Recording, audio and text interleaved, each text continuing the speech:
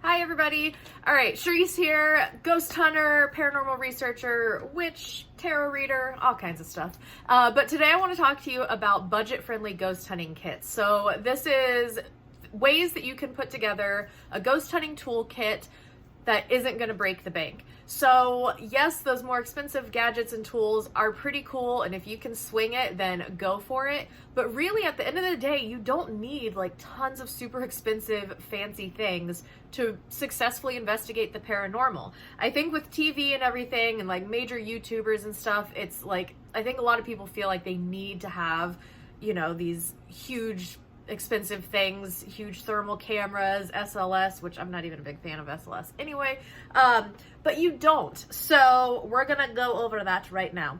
All right, so first one is your phone. I feel like this is a pretty obvious one, but it's also one that not everybody necessarily thinks of. And I think, again, it goes back to, you don't always see people on TV using their phone to go ghost hunting.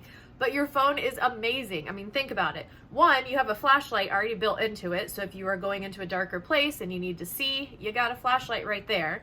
You have voice recording on your phone. I think we all have, you know, voice notes on our phone already right there. So you can do EVPs that way. You have a camera, so you can take video, you can take still photos. It's all right there, and you don't need any fancy apps or anything. Now, as it comes to apps, because there are so many ghost hunting apps out there, I've tried a decent amount of them.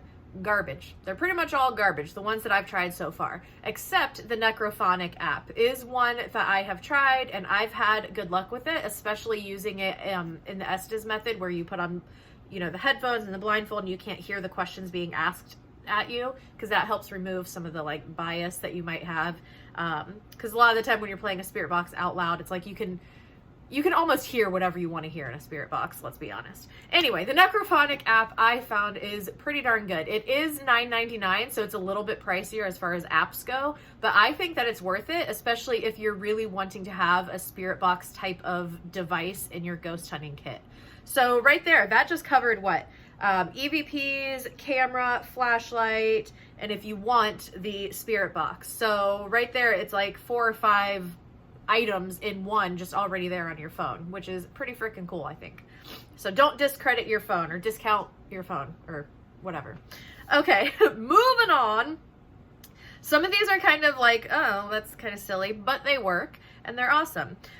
Since we just finished on Necrophonic app, if you do want a spirit box and you don't want to buy, you know, the $65, $95, $100 whatever dollar spirit box, you can just get an old-timey radio, an old school radio, as long as it has, I mean, pretty much all of them do, the button where you can, you know, filter, it cycles through the stations.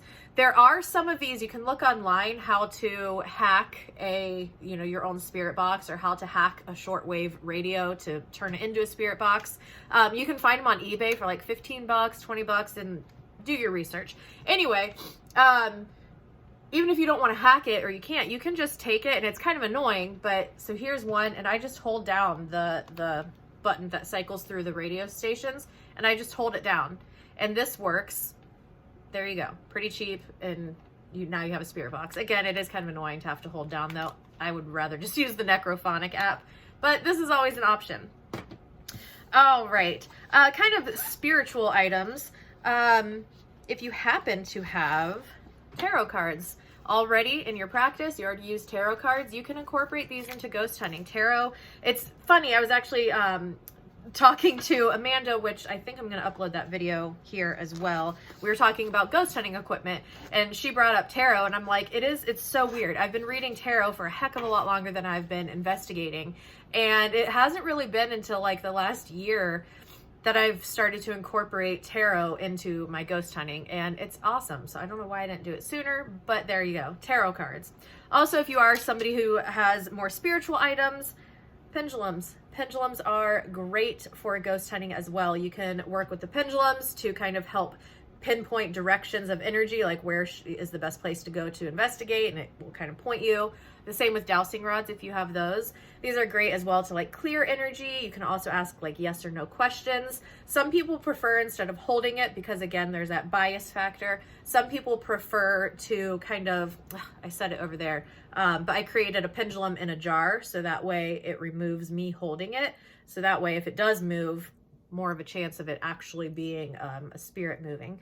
But again, also, I feel like I keep dropping my videos. I do have a video about pendulums and how they work and everything, and how they work with your intuition. Anyway, so a pendulum, that's good as well. Did I mention it's good for energy clearing also? So if like the energy starts getting funky, you can kind of use the pendulum around yourself to clear out the energy. All right, moving on. Why is it not now going to work? There. A motion light. I actually got this one. It's not the best quality, but I got this at Five Below. It was like $5, motion light.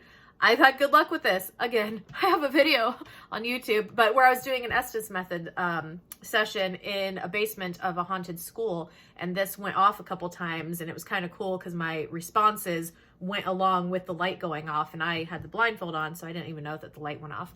But Five Below, they've got some cool little electronics and stuff, which my next item is from there as well. But yeah, little motion light. They have several different types that you can get. I think my batteries are dying on this one. Anyway, motion light, $5.